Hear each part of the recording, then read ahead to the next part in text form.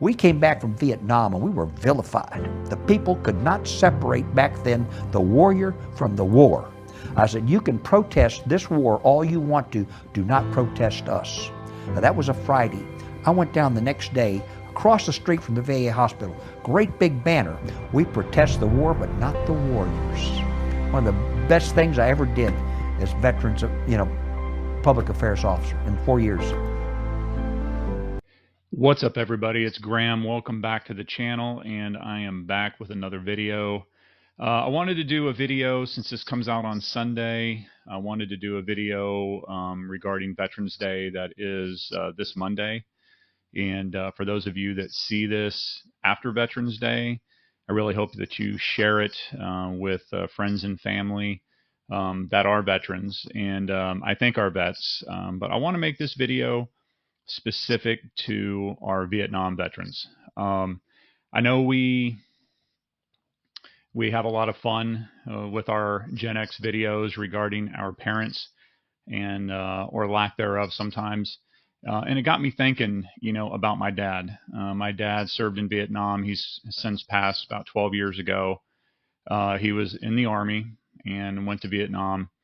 And it started to make me think a little bit, I don't know, just hit me a little bit harder this year with Veterans Day coming up, of something that, when we make these videos regarding our parents and that they weren't there a lot and they gave us our freedom, which was great. But then at the same time, we're, like, man, our parents really didn't give a crap about us. But then it made me realize that, of course, they did. I'm sure some of them didn't. But then it got me thinking about that the majority of our fathers, us Gen Xers, our dads served in Vietnam. And I'm pretty sure there's some of y'all that are watching this right now whose dad died in Vietnam. And you may have never known him or might barely remember him from being 4 or 5 year old. So this one is dedicated to my dad and to all of those other Vietnam vets that are out there, because in 2024, veterans are and our military are treated like heroes. But back in Vietnam, when they came home, they weren't. I am, as part of my job, I'm actually a military contractor. So I, as a citizen, as a civilian, I should say, have a lot of pride in the fact that I have access to multiple military bases within San Antonio and Fort Cavazos, formerly known as Fort Hood, up North Texas. And so I'm on base all the time. I see military all the time. And there's a difference for our parents, our dads, that went into the war, and that was because they were drafted into it. I'm not going to get into whether we needed to be there or not. You can look up the Gulf of Tonkin incident and kind of learn that about yourself. But wanted to go through some things that stuck out in my mind that, even though they've since been honored, it still seems to be a group of soldiers that have never really been given the hero status that based on today's terms, they would deserve. And I remember watching, those of you who would remember the movie Rambo First Blood with Sylvester Stallone, and even as a young boy when I watched this, because my mom and my grandparents, my grandmothers, would tell me about how it was when the soldiers came back. So I had a little bit more understanding, even as a young man, when this amazing scene took place. And I hope the YouTube gods don't copyright this to where I have to come back in and edit it out and then put up a photo. I will put a link in the description of this full 4-minute clip from the movie where Sylvester Stallone just completely nails it. So, but here's a 20 seconds worth of the best parts, and take a listen. Nothing is over! Nothing! You just don't turn it off! It wasn't my war! You asked me, I didn't ask you! And I did what I had to do to win, but somebody wouldn't let us win! And I come back to the world, and I see all those maggots at the airport protesting me, spitting, Calling me baby killer and all kinds of vile crap? Yeah, so that's what I heard from my mom. My dad never talked to me about his time in the service. It was his mom, my grandmother, and his grandmother, my great grandmother, and a little bit from my mom, because I don't even think that he talked that much to her about it. Um, my dad was in the Army, and he was what they called a pathfinder. Trying to do a little bit more research on this. Even the descriptions are kind of vague online, but I'll pop this up. It says in Vietnam, Pathfinder infantrymen were inserted into areas to establish landing zones for air assaults or other helicopter operations. Pathfinders determined the most practical landing zones, withdrawal routes, approach lanes, and landing sites for helicopter assaults in hostile areas. They themselves would then often be extracted with helicopters. Um, so essentially, what I was told from my grandmother was something similar to that, that he would be dropped off or somehow dropped off in the middle of nowhere. Didn't know why, except that they had to, map out things and stuff like that. And so this description makes a lot more sense to me. And then here's another description that says during the Vietnam War, the role of the Pathfinder shifted to primarily serving as a guide to helicopter aviation units, inserting infantry formations into combat, and can't read that, sling loading equipment to remote sites. So essentially, my understanding of what he did was that they were dropped off and then had to, prepare. And sometimes they're out there with just a few people, and they had to prepare to bring in more people. So they had to prepare the area for helicopters to land, for certain lanes of equipment to come in, for infantrymen to be able to come in. So from what I was told, it was really dangerous. I do know that he sustained some form of an injury with shrapnel in his side, and I think a little piece in his head or something like that. But again, he never talked about it, and he went to his grave not really, telling me everything about it. So it's kind of sad because nowadays we tend to know everything about our military, and even people that don't go and fight in a war. Again, I don't agree with war. I don't think our people should be, and I will say this, I don't think our people should be fighting in foreign wars for other countries unless it's an absolute last resort and they need our help. I don't believe that we need to insert ourselves into other countries' problems. So anyway, that's just my opinion. Still goes on to this day. As that song says, war, what's good for? Absolutely nothing, right?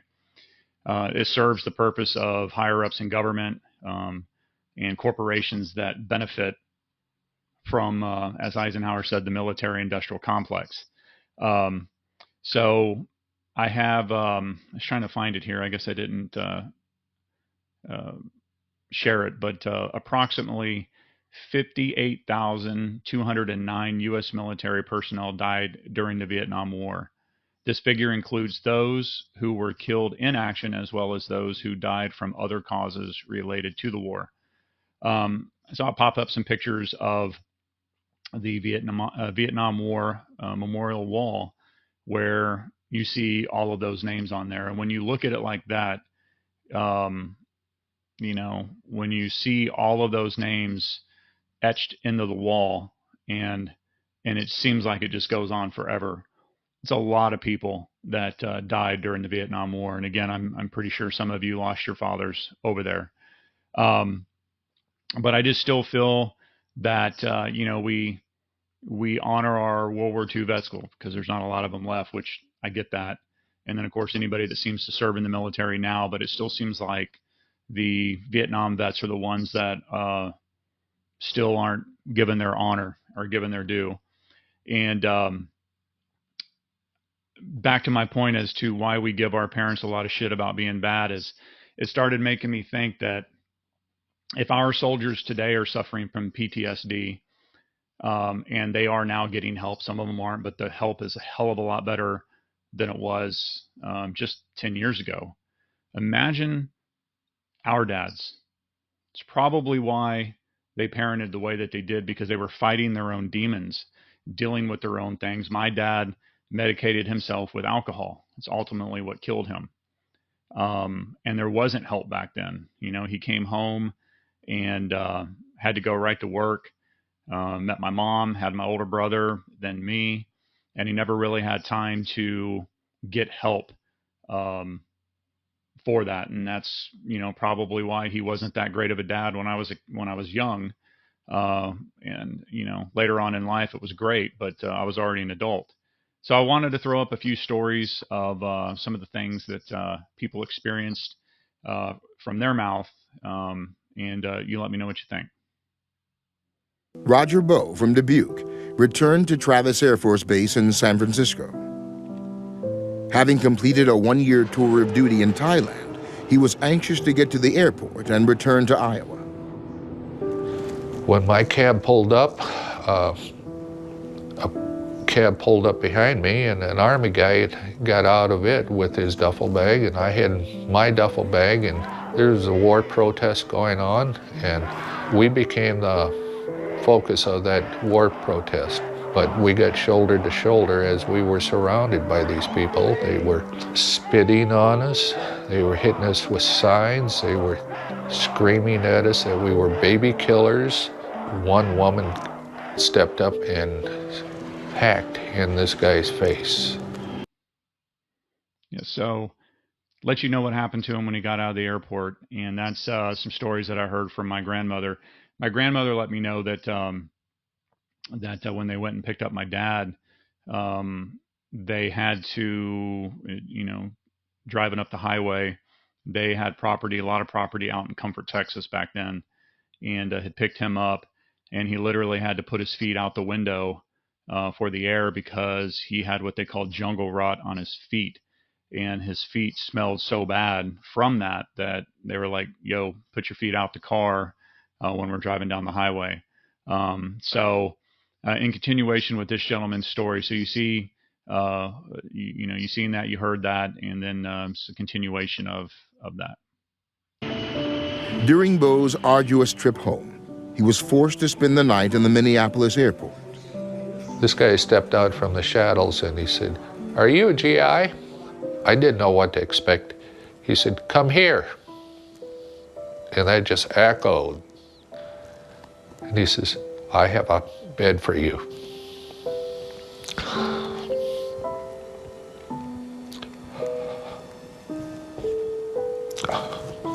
I'm sorry, but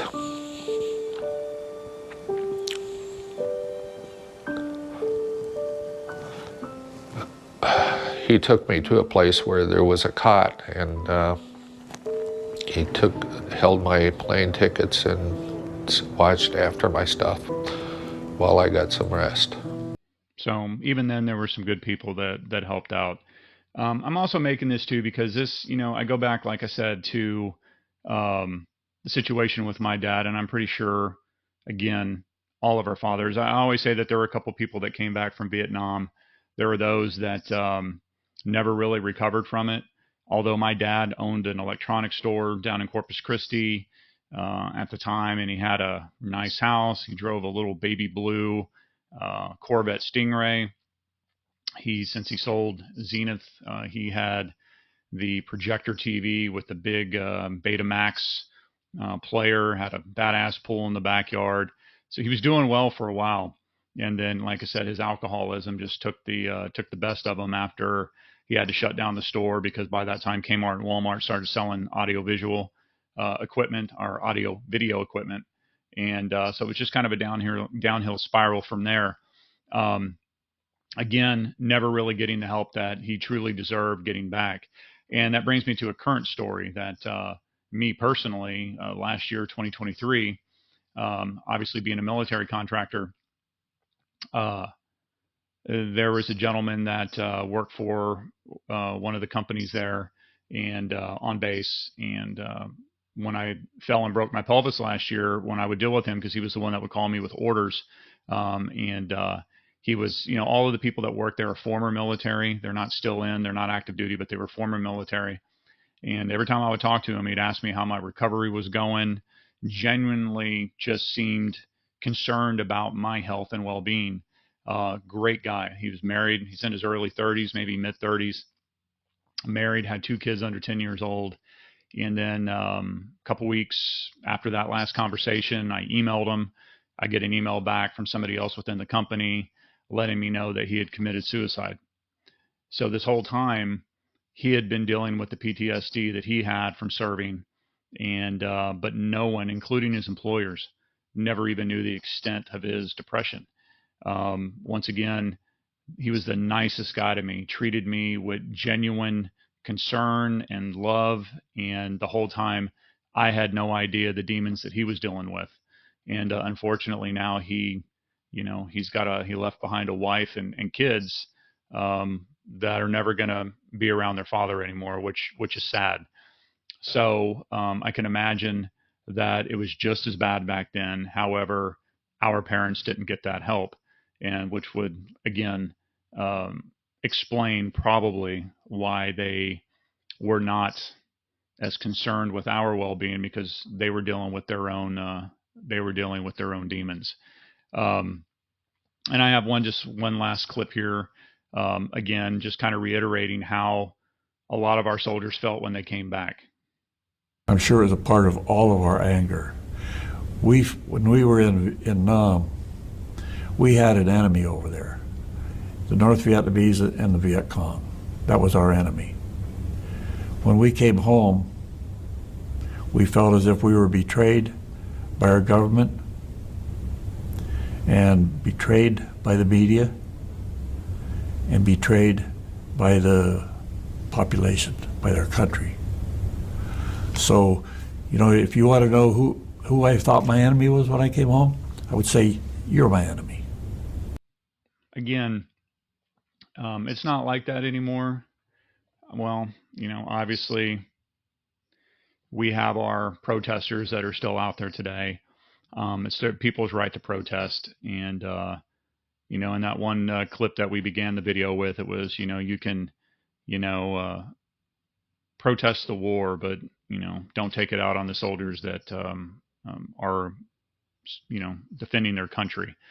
Depending on how you look at it, the bottom line is they're not the ones that are creating these problems to then send our men and women to die for.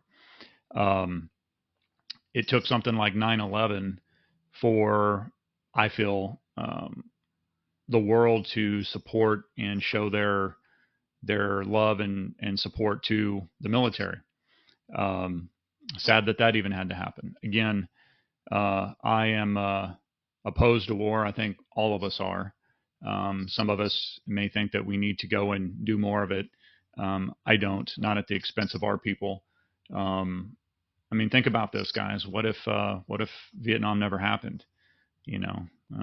We might have had helicopter parents, right?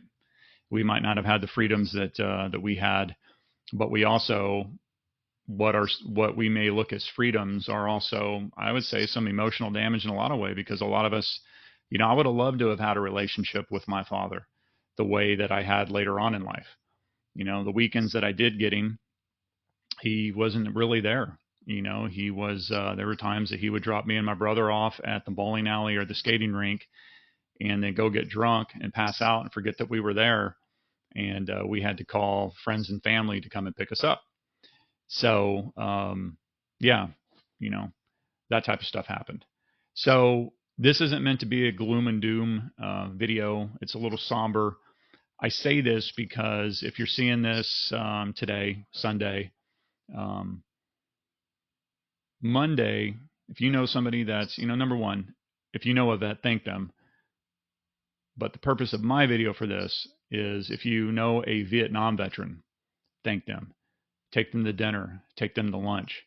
If you're seeing this video after Veterans Day, thank a Vietnam vet, take them to dinner, take them to lunch, invite them over to Thanksgiving dinner, invite them over to Christmas dinner, and treat them and give them the honor and respect that I don't feel they still truly deserve and have gotten, like a lot of our other men and women in the military nowadays.